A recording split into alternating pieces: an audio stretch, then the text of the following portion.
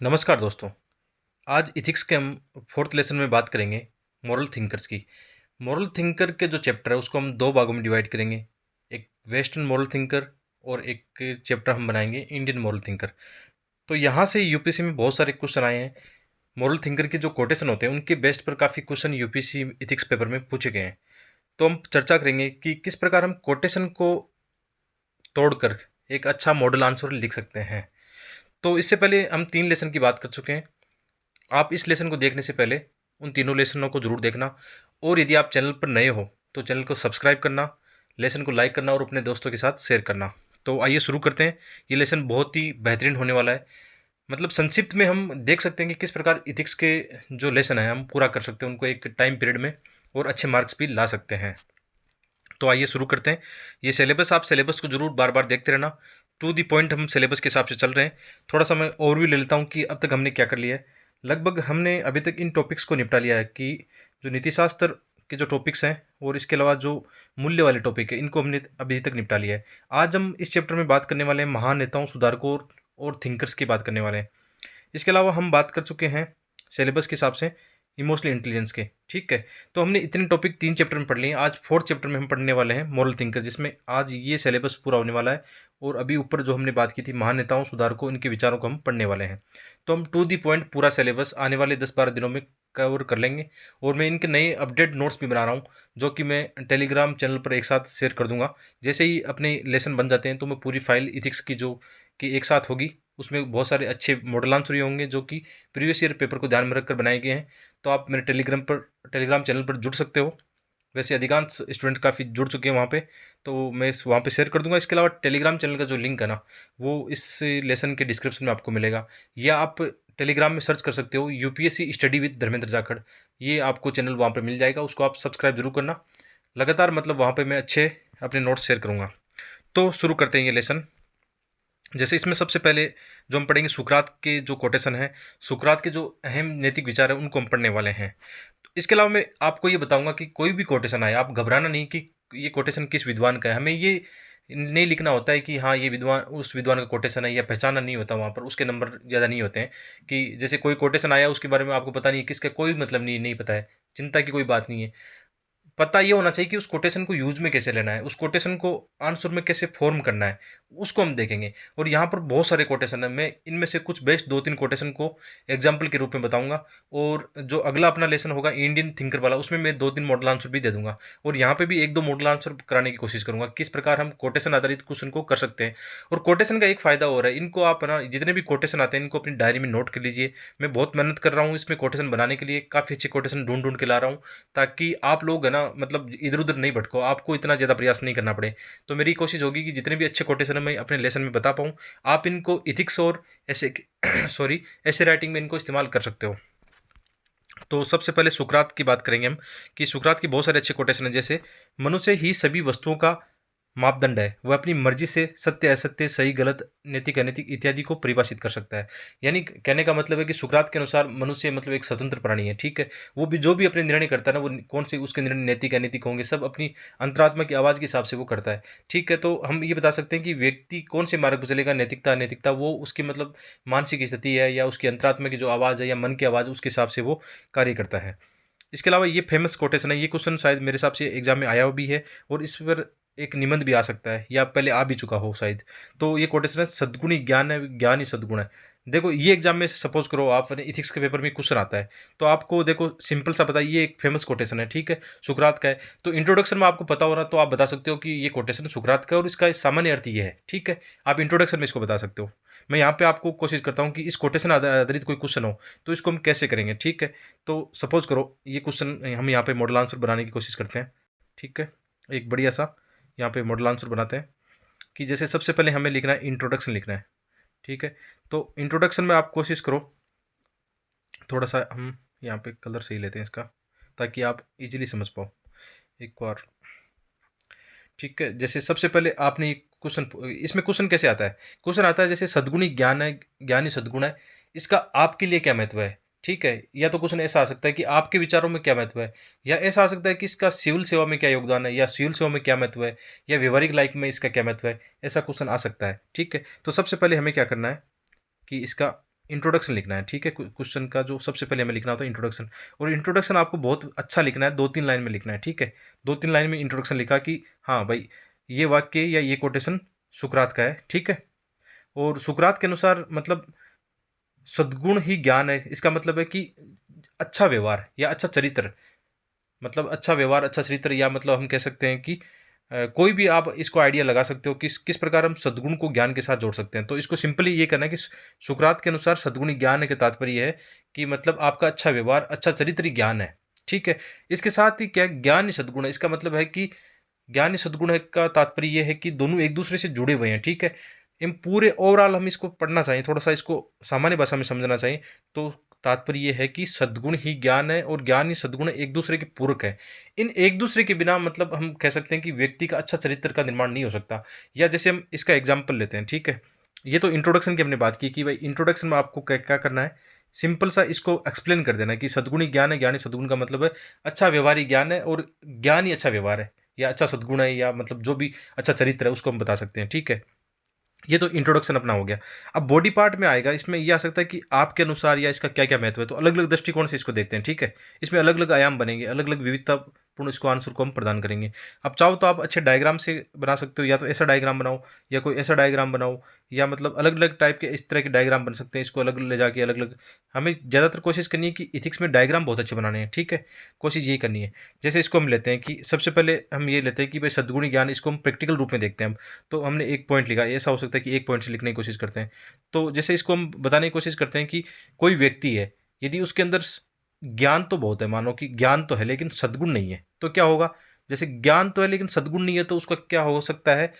जैसे हम सिविल सेवा में देखते हैं कि किसी व्यक्ति के पास ज्ञान तो है या बुद्धि है या कौशल है, लेकिन सद्गुण नहीं होगा, तो हो सकता है वो भ्रष्टाचार की ओर जाए। और ये एक कॉमन पॉइंट है कि जितने भी मतलब हम देखते हैं कि भ्रष्टाचार के जो केस आते हैं ना, उनमें एक चीज़ कॉमन है कि वो उनके पास नॉलेज बहुत ज़्यादा है, क्योंकि वो इसीलिए तो कानून का लूप होल का फ़ायदा उठाकर क्या करते हैं, मतलब जो इलीगल मतलब कार्य करने लगते हैं या उनसे भ्रष्टाचार करने लगते हैं। तो इसका मतलब एक अच्छी बात है कि मतलब जिस व्यक्ति के पास ज्ञान है और सद्गुण उससे मिल जाए ना, तो मतलब बहुत अच्छा करैक्टर बन सकता है। और वो कहीं न कहीं हम ये मान सकते हैं कि यदि सिविल सेवा में ऐसा मतलब कोई सिविल सेवक हो जिसके पास सद्गुण भी है, ज्ञान भी है, तो यार मतलब उससे देश का अच्छा भला हो सकता है। आपने एग्ज़ाम्पल बताने की कोशिश की। इसमें एक ऐसा भी ले सकते हैं कि जैसे नेगेटिव एग्ज़ाम्पल लें हम। जैसे हम ले सकते हैं हिटलर का एग्ज़ाम्पल लें नेगेटिव, कि भाई हिटलर के पास क्या था, मतलब नॉलेज अच्छा था, या हम कह सकते हो अच्छी तार्किक उनके पास बुद्धि थी, लेकिन सद्गुण नहीं था उनके पास। इसलिए उन्होंने क्या किया कि मतलब काफ़ी मानवता के खिलाफ नरसंहार किए, यहूदियों के खिलाफ नरसंहार किए। तो आप ये हिटलर का एग्जाम्पल बता सकते हो। आप मतलब आजकल ये देख सकते हो कई आतंकी घटनाओं में हम देखते हैं कि काफ़ी पढ़े लिखे मतलब युवा होते हैं उसमें, जो कि मतलब एक विचारधारा से ग्रसित होकर कहीं न कहीं मतलब नकारात्मक गतिविधियों में शामिल होते हैं। तो यहाँ पे एग्जाम्पल दे सकते हो कि उनके पास नॉलेज है, बुद्धि है, लेकिन सद्गुण नहीं है उनके पास। तो ये हमने एग्जाम्पल बता दिए। अब दूसरे में आप ये बताने की कोशिश करो कि भाई जिसके पास मतलब सद्गुण तो हो लेकिन नॉलेज नहीं हो, तब क्या हो सकता है। तब हम बता सकते हैं कि केवल सद्गुणों से काम नहीं चल सकता। जैसे हम सिविल सेवा की बात करें, किसी अच्छे मतलब व्यक्ति के पास अच्छे मतलब सद्गुण हो सकते हैं, लेकिन नॉलेज की कमी हो, यानी उसके पास बुद्धि नहीं हो, तर्क शक्ति नहीं हो, तो कहीं नहीं कि जो सिविल सेवा का जो उद्देश्य है ना, वो असफल हो सकता है। तो कहने का मतलब है, चाहे आप किसी भी फील्ड में देख लो, चाहे सिविल सेवा में देख लो, समाज सेवा में देख लो, या राजनीति में देख लो, या किसी भी फील्ड में आप देख सकते हो, परिवार में देख सकते हो, कि मतलब सद्गुण और नॉलेज होता ना, तभी मतलब एक हम देख सकते हैं प्रगति सुनिश्चित होती है हर एक के हिसाब से। तो हम एग्जाम्पल दे सकते हैं, पॉजिटिव नेगेटिव जो भी आप एग्जाम्पल यहाँ बताना चाह सकते हो, बता सकते हो। ठीक है, ये सामान्य हमने कोशिश की। थोड़ा सा दोबारा से बताता हूँ, क्योंकि थोड़ा सा जटिल होता है, पहली बार आप यदि ये सब पढ़ रहे हो तो समझने में मुश्किल होता है। सबसे पहले जब भी ऐसा कोई भी क्वेश्चन आए, कोई भी कोटेशन आए ना, उसका आपको इंट्रोडक्शन में क्या करना है, थोड़ा सा उसको एक्सप्लेन कर देना है। और आपको पता हो कोई विचार ने ये दिया है, कन्फर्म हो तो बता सकते हो, नहीं तो कोई फर्क नहीं पड़ता। यहाँ पे कोई नंबर वंबर बढ़ने की कोई संभावना नहीं होती। हाँ, हो सकता है थोड़ा सा एग्जामिनर पर पॉजिटिव इंपैक्ट पड़ेगी, हाँ इसको ये पता है, लेकिन नहीं भी पता हो तो कोई टेंशन की बात नहीं, किसी को नहीं पता होते हैं, बहुत कम स्टूडेंट होते हैं जिनको ये पता होते हैं। मैं अपना एग्जांपल दे सकता हूँ कि जब भी ऐसे कोटेशन आते हैं, तो ये मतलब एग्जाम में बहुत 50-50 चांस रहते हैं कि पता हो या नहीं हो, ऐसे क्वेश्चनों में ऐसा रहता है, तो उससे कोई फर्क नहीं पड़ेगा। ठीक है, हमने इंट्रोडक्शन की बात की। क्वेश्चन का फॉर्मेट आपको ये रखना है, एक अच्छा सा इंट्रोडक्शन लिखना है, एक्सप्लेन कर देना है। दूसरा बॉडी पार्ट जो मेन होता है ना, वो इंपॉर्टेंट रहता है, उसमें अलग अलग पक्षों पर बताओ आप। ठीक है, पहले हमने दो पक्ष की बात की, एक ज्ञान की बात की, एक सद्गुण की बात की, दोनों को मिला के हमने बताया कि भाई अच्छा है ना। ठीक है, अब इसके अलग अलग एग्जाम्पल दे दो आप, है ना। महात्मा गांधी का कोई पॉजिटिव, हाँ अच्छा एग्जाम्पल हो सकता है ये अच्छे एग्जाम्पल है महात्मा गांधी के। आप ना डॉक्टर अब्दुल कलाम के मतलब एग्जाम्पल दे सकते हो, या मतलब अलग अलग दृष्टिकोण से आप ये इन्वायरमेंट इथिक्स का एग्जाम्पल दे सकते हो। भाई है ना, हम देखते हैं कि यदि लोगों के पास है ना मतलब नॉलेज बुद्धि होती है, कहीं भी उनके पास आसान कहीं पहुंच होती है ना, या हम विज्ञान प्रौद्योगिकी का इसमें एग्जांपल दे सकते हैं कि विज्ञान प्रौद्योगिकी के कारण आजकल क्या हो रहा है कि नए नए नवाचार हो रहे हैं, ठीक है। इसमें आप भ्रूण हत्या वाला एग्जाम्पल दे सकते हो कि विज्ञान और प्रौद्योगिकी के कारण क्या बुद्धि का विकास हुआ या तकनीकी तक लोगों की आसान पहुंच हुई।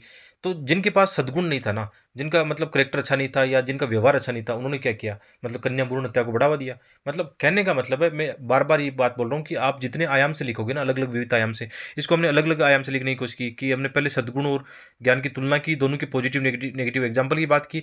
बाद में आप इन्वायरमेंट इथिक्स से जोड़ सकते हो कि किस प्रकार जीवों की तस्करी बढ़ती है, तो ये भी इससे जुड़ सकता है। आप विज्ञान प्रौद्योगिकी का एग्जाम्पल दो जिसमें भ्रूण हत्या वाला एग्जाम्पल दे सकते हो, या मतलब अन्य कोई भी एग्जाम्पल आ सकते हैं। लास्ट में फिर एक अच्छा सा क्या करना है, एक निष्कर्ष लिख देना है। तो ये आंसर का फॉर्मेट होने वाला है, इंट्रोडक्शन, बॉडी और निष्कर्ष। निष्कर्ष में आप बताओ कि मतलब इस तरह कहा जा सकता है कि वास्तव में ये बात सही है कि मतलब सद्गुण और ज्ञान दोनों एक ही सिक्के के दो पहलू हैं, और ये दोनों साथ साथ है ना, तो मतलब क्या है, गवर्नेंस है, सुशासन है। और दोनों यदि अलग है ना एक दूसरे से, या दोनों अलग अलग है, तो कहीं ना कहीं हम जान सकते हैं कि एक असभ्य समाज को मतलब बढ़ावा मिलेगा, या मतलब देश के अंदर जो सर्वांगीण विकास की हम बात करते हैं ना, वो नहीं बढ़ पाएगा। तो कहने का मतलब है, एक मैंने मॉडल आंसर आपको यहाँ पे बता दिया है कि कोई भी कोटेशन आए ना, उसको आप इसी फॉर्मेट में लिखने की कोशिश करो। बहुत आसान होता है, मतलब आगे भी हम दो तीन कोटेशन की और बात करेंगे कि कोई भी कोटेशन आए उसको कैसे हम मॉडल आंसर उसका लिखें। ये दुविधा होती है, मैं जानता हूँ, क्योंकि इसमें फिलोसफिकल जो ऐसे होता है उसमें भी ऐसा ही आता है। फिलोसफिकल ऐसे में मतलब कई स्टूडेंट के साथ ये होता है कि उनका पेन तक नहीं चलता कि अब क्या करें यार, फंस गया मैं, तो कहाँ इसमें क्या लिखूँ, 1000-1200 वर्ड कैसे लिखूंगा। दोस्तों बहुत आसान है, इस बात को आप मानो कि फिलोसफिकल ऐसे मुझे अभी लिखना होता ना, तो मतलब कोई इसमें कहीं कुछ भी नहीं पढ़ा हो ना, फिर भी आपकी यदि सोच व्यापक है ना, तो आप कहीं अटकने वाले नहीं हो। मतलब कहने का मतलब है, आसानी से इन क्वेश्चनों को हैंडल कर लोगे। तो ये हुआ आगे, तो आगे पढ़ते हैं हम। फिर आगे है कि जैसे सुकरात के अच्छे विचार, अर्थात ज्ञान के अभाव में सद्गुण व्यर्थ है और सद्गुण के बिना ज्ञान व्यर्थ है, ये हमने बात कर ली।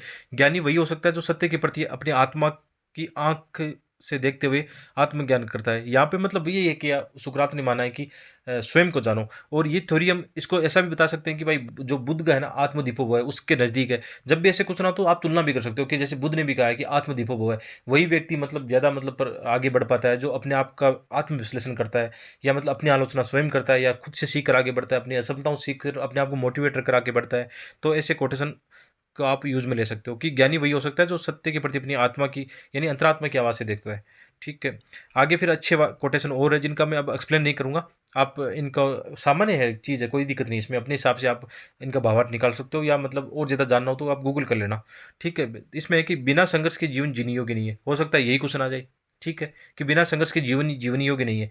निबंध आ जाए यार, मैं बार बार खेल रहा हूँ कि ऐसे कोटेशन से आजकल यूपीसी ज़्यादा क्वेश्चन पूछ रहा है, चाहे वो इथिक्स में हो चाहे निबंध में हो, तो आपको ध्यान रखना है।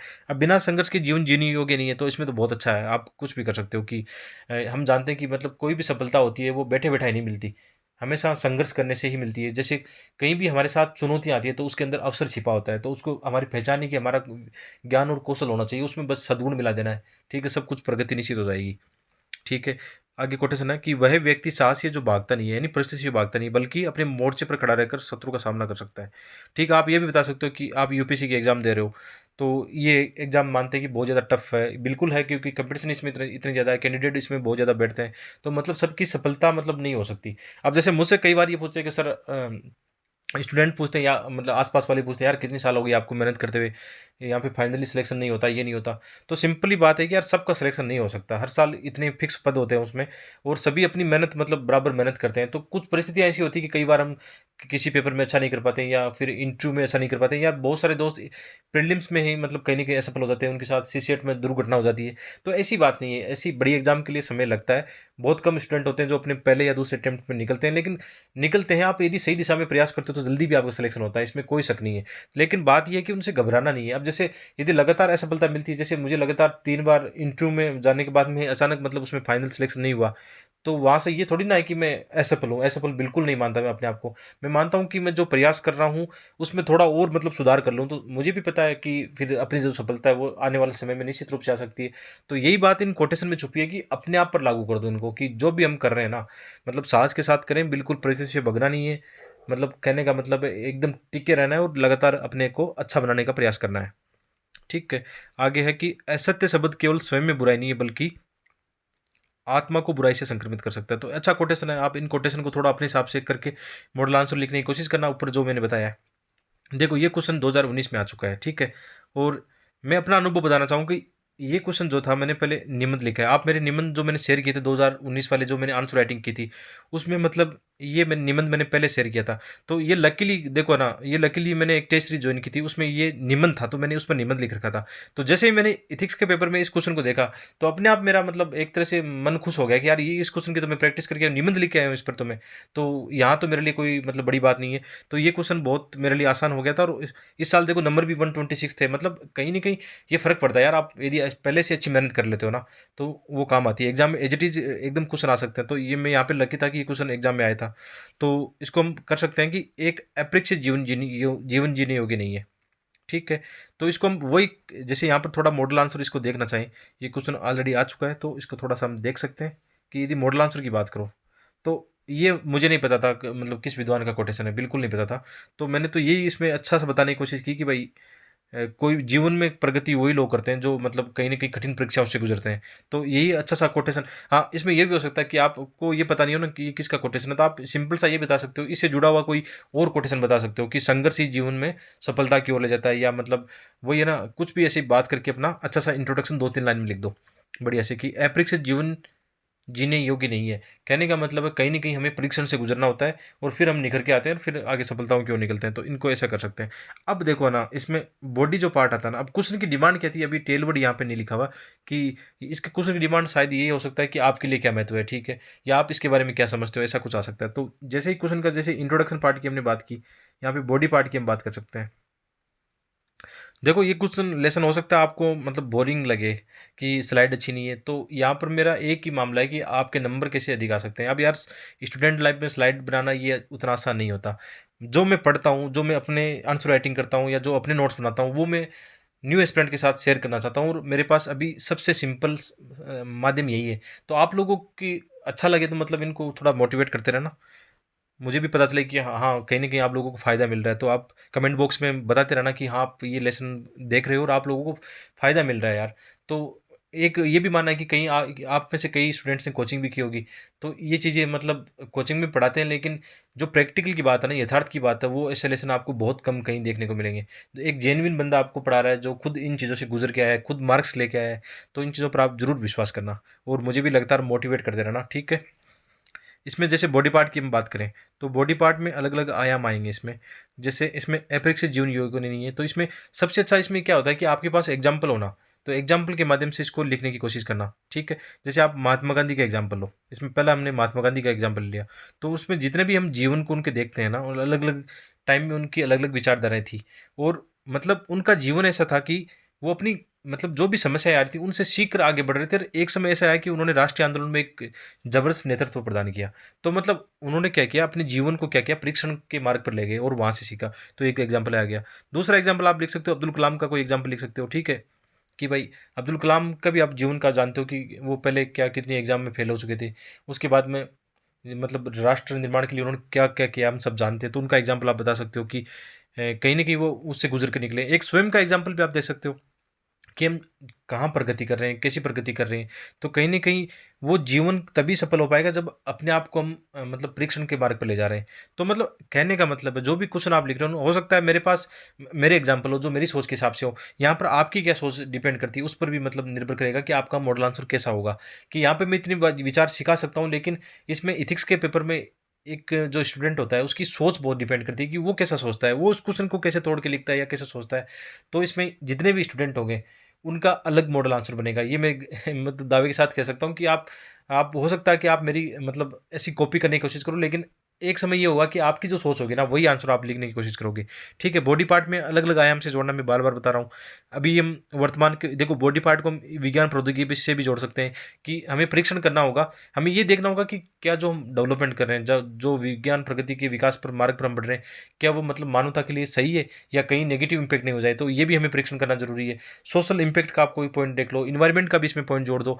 तो आप है ना, जब भी क्वेश्चन में फँस जाओ ना कहीं, तो मतलब अंगुलियों पर, अपनी अंगुलियों पर ऐसा कर लिया करो कि मुझे इसको सामाजिक कैसे जोड़ना है, आर्थिक कैसे जोड़ना है ना? इसमें आर्थिक भी जुड़ सकता है, मानव भलाई का भी जुड़ सकता है, अपना संविधान जुड़ सकता है, मतलब अलग-अलग आयाम हो सकता है। और लास्ट में इस क्वेश्चन में भी फिर क्या होगा, एक अच्छा-सा निष्कर्ष लिख देना कि हाँ, मतलब इस प्रकार कहा जा सकता है कि मतलब इन सभी एग्ज़ाम्पलों में हमने एक चीज़ कॉमन देखी कि मतलब जिनका भी जीवन अच्छा हुआ है ना, जो भी जीवन जीने योग्य, यानी अच्छा जीवन उसी का हो सकता है जो कि अपने आप को मतलब परीक्षाओं से जूझ कर या निखार कर आगे बढ़ाए, ऐसा कुछ लिख सकते हैं।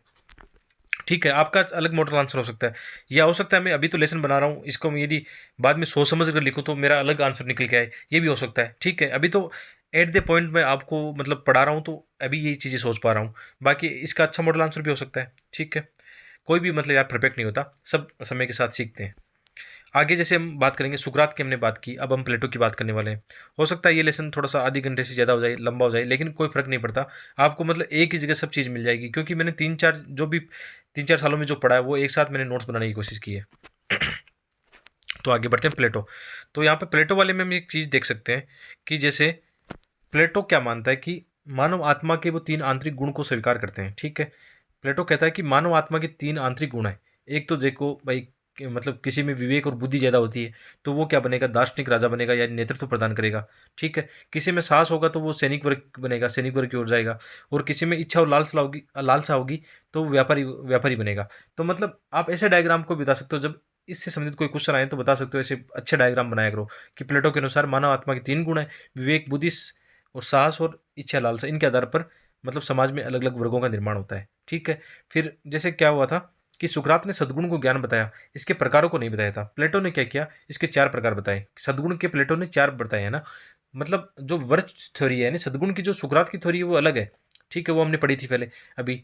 और प्लेटो की अलग है। प्लेटो ने क्या किया, इसमें 4 प्रकार बता दिए कि भाई बुद्धिमत्ता हो गई, साहस हो गया, संयम हो गया और न्याय हो गया।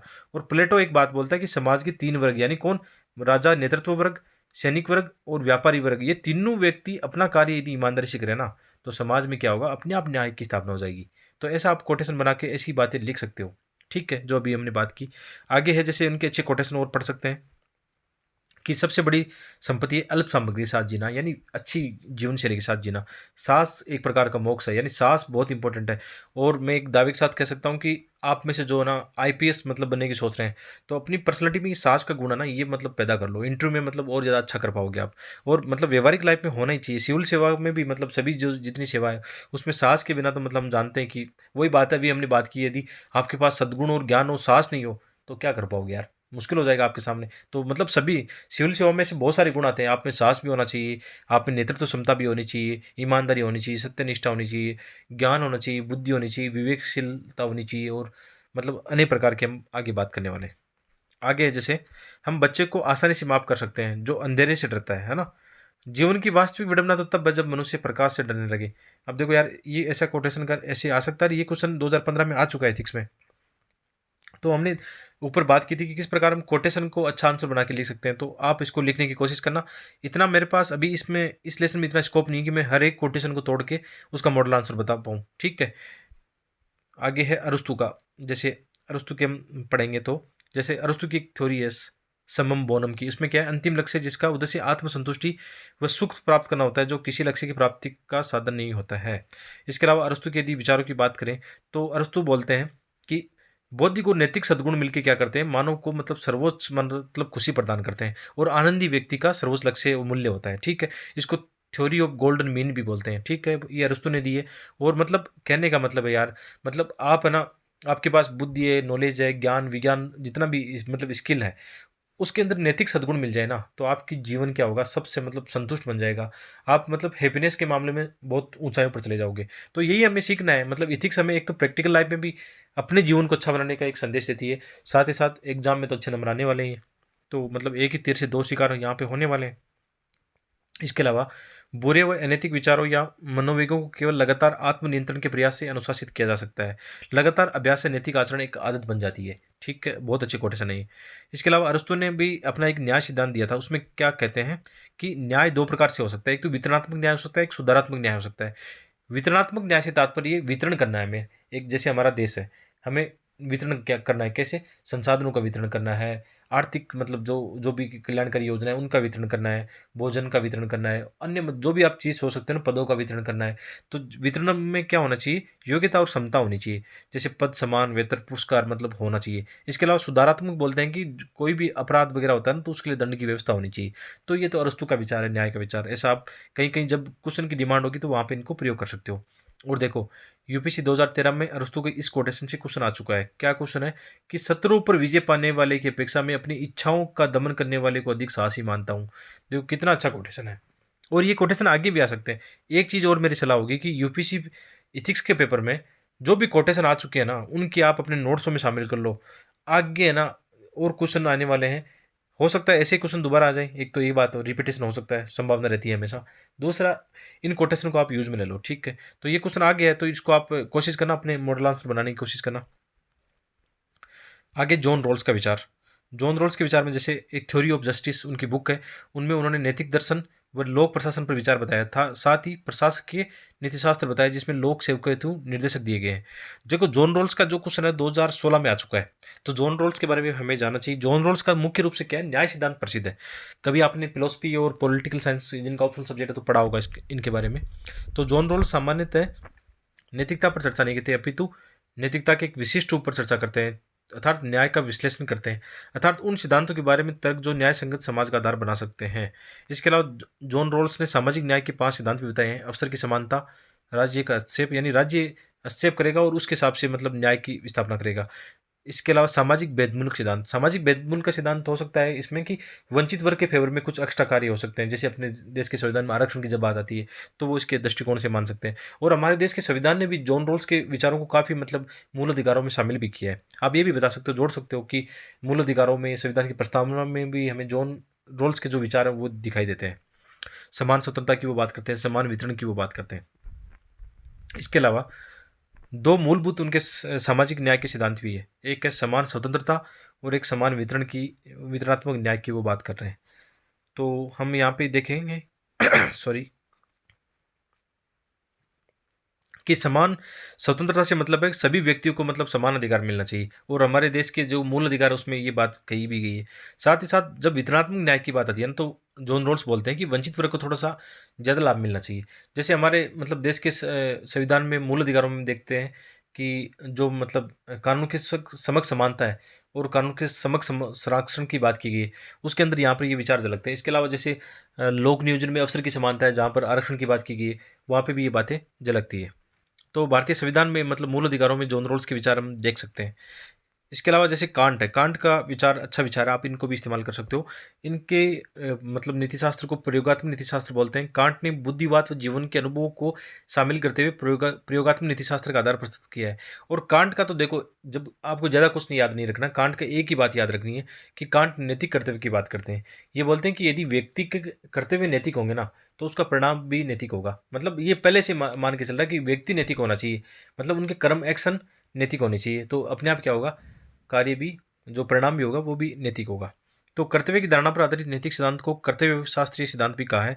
कांट ने इच्छाओं को दो प्रकार से बताया, एक तो भौतिक विल बताया, यानी भौतिक इच्छा, और दूसरी नैतिक इच्छा। तो कांट कहते हैं कि भौतिक इच्छा क्या होती है, यही खाना पीना सोना, तो ये अच्छा नहीं है। मतलब इसकी इसकी जो प्रवृत्ति वाला व्यक्ति होता है ना, वो क्या करता है, भ्रष्टाचार, हिंसा, मतलब अन्य मतलब अनैतिक कार्यों में ज़्यादा संलिप्त होता है। लेकिन जिनकी नैतिक इच्छा अच्छी होती है, वो क्या करते हैं, मनुष्य की मतलब एक कर्तव्य भावना से जन्म लेती है, और साथ ही साथ क्या होता है, मतलब ह्यूमैनिटी के लिए काम करता है। इसमें नैतिक गुणों का विकास होता है और वंचित वर्ग के प्रति करुणा, समानुभूति आदि का विकास होता है। इसके अलावा हम आगे देखते हैं कि कांट की नैतिक कर्तव्यवादी धारणा क्या है। आपको बस यही याद रखना है कि कांट की नैतिकवादी धारणा क्या है। जब भी जैसे ऐसे क्वेश्चन आते हैं ना, जैसे नैतिक दुविधा वाले क्वेश्चन आते हैं, वहाँ पे आपको नैतिक दुविधा से बाहर निकल के अच्छा डिसीजन लेना होता है। तो वहाँ पे आप बता सकते हो कि कांट कांट क्या कहता है, कि कांट कहता है कि मतलब यदि मेरे कर्तव्य नैतिक होंगे ना, तो उसका परिणाम भी नैतिक होगा। कहने का मतलब है जैसे सिविल सेवा के अंदर हम कांट को अप्लाई करें, तो हम बोल सकते हैं कि जैसे कोई सिविल सेवक है ना, मतलब नैतिक आधारित कर्तव्य करता है, तो मतलब उसका परिणाम भी नैतिक ही होगा। यानी जैसे कोई भी योजना को वो लागू करेगा, तो वहाँ पे यदि उसमें नैतिकता है ना, तो उसमें ये संभावना है कि वहाँ पे भ्रष्टाचार नहीं होगा और वंचित वर्ग का ज़्यादा से ज़्यादा लाभ होगा। तो ऐसे विचार हमें अपने मॉडल आंसर में डालने होते हैं। तो कांट के अनुसार कर्तव्य व्यक्ति की नैतिक मार्गदर्शक है। यदि हम कर्तव्यों पर अत्यधिक बल दें, तो हमारे अधिकार हमें स्वतः प्राप्त हो जाएंगे। ये अच्छी बात है, और इनके विचार हम मूल कर्तव्य में भी हमारे देखते हैं। कांट की कर्तव्यवादी मान्यता कॉर्पोरेट गवर्नेंस है ना, उसमें भी दिखती है, ठीक है। इसके अलावा कांट की अच्छी कोटेशन भी है कि नैतिक कार्य ही मूल कर्तव्य है। अपना जीवन इस प्रकार जीवो कि तुम्हारा प्रत्येक कार्य एक सार्वभौम कानून बन जाए। ऐसे कोटेशन आ सकते हैं। इसके अलावा जो अगला मतलब विचारधारा और जो मतलब प्रमुख विचारक है वो है जेरेमी बेंथम जेस मिल का उपयोगितावाद। उपयोगितावाद को सुखवाद भी बोलते हैं और ये सबको पता होता है कि अधिकतम लोगों को अधिकतम सुख, मतलब ये बोलते हैं ये परिणाम आधारित है कि ये उपयोगितावादी विचार क्या कहते हैं कि मतलब आपका कार्य ऐसा होना चाहिए जिससे अधिकतम लोगों को अधिकतम सुख मिले, यानी उसका परिणाम ऐसा होना चाहिए। तो यहाँ पे लेकिन हम आलोचना भी कर सकते हैं कि फिर अल्पसंख्यक कहाँ जाएंगे, ठीक है, इससे आलोचना हो सकती है। मतलब इसमें कानूनी और संविधान वादी विचारधारा के अनुसार आलोचना हो सकती है कि आप यार ना ज़्यादा से ज़्यादा अधिकतम लोगों के सुख की बात करते हो, लेकिन जो बच गए उनका क्या होगा फिर? तो मतलब कहीं न कहीं अल्पसंख्यक लोगों के मतलब आप इग्नोर कर रहे हो, तो ऐसी भी आलोचना होती है। लेकिन ऐसी विचारधारा की हम बात कर सकते हैं कोटेशन में या लिख सकते हैं कहीं भी एग्जाम में। तो उपयोगितावाद क्या कहता है कि आनंद को मानवीय क्रियाकलापों के मार्गदर्शक मानते हैं। व्यक्तियों, संस्थानों तथा सरकारों को आनंद को अधिकतम और पीड़ा को न्यूनतम करने की कोशिश करनी चाहिए, यही उनका मूल उद्देश्य होता है। अच्छा शुभ जीवन वही है जिसका लक्ष्य अधिकतम लोगों की अधिकतम भलाई हो। उपयोगितावाद नैतिक क्रम वही है जिससे अधिक से अधिक लोगों को सुख मिले, कम से कम लोगों को दुख मिले। मील सुखों को शारीरिक सुख की बजाय बौद्धिक सुख को अधिक महत्व देते हैं। उन्हें संतुष्ट सुअर की अपेक्षा असंतुष्ट मानव बनना पसंद है। इसी प्रकार एक संतुष्ट मानव बनने की अपेक्षा एक असंतुष्ट सुकरात बनना पसंद है। ये देखो अच्छी बात है, इससे भी मुझे लगता है कि क्वेश्चन बन सकता है इथिक्स में और ऐसे भी बन सकता है। इसको थोड़ा सा हम समझने की कोशिश करते हैं कि भाई जैसे एक संतुष्ट सूअर है या मतलब ऐसे कह सकते हैं पशु है, तो उसकी बजाय तो कोई असंतुष्ट मनुष्य अच्छा है, ठीक है? मतलब पशु की जगह तो मनुष्य होना ठीक है, ये हो सकता है यहाँ पे, होता है, यही होता है। और इसी प्रकार एक संतुष्ट मानव है कोई, है ना? तो एक संतुष्ट मानव की जगह एक असंतुष्ट मानव, यानी असंतुष्ट सुकरात तो यहाँ पे ऐसा होता है, लेकिन आप इसको मानो कि असंतुष्ट मानव। असंतुष्ट मानव का मतलब यहाँ पे ये होता है कि कोई ऐसा व्यक्ति जो मतलब ऐसा विद्वान या ऐसा व्यक्ति या ऐसा मतलब समाज सेवक जो कि दूसरे के हितों के लिए काम करता है। तो दूसरे के हितों के लिए काम करता है तो वो हमेशा असंतुष्ट रहता है, उसको मतलब संतुष्टि होती नहीं, क्योंकि जो व्यक्ति अपने व्यक्तिगत हितों के लिए जीता है वो तो संतुष्ट हो सकता है, किसी से संतुष्ट हो सकता है। उसको खाना मिल जाए तो वो संतुष्ट हो जाएगा, उसके जो भी भौतिक आवश्यकताएँ पूरी होती है तो वो संतुष्ट हो जाता है।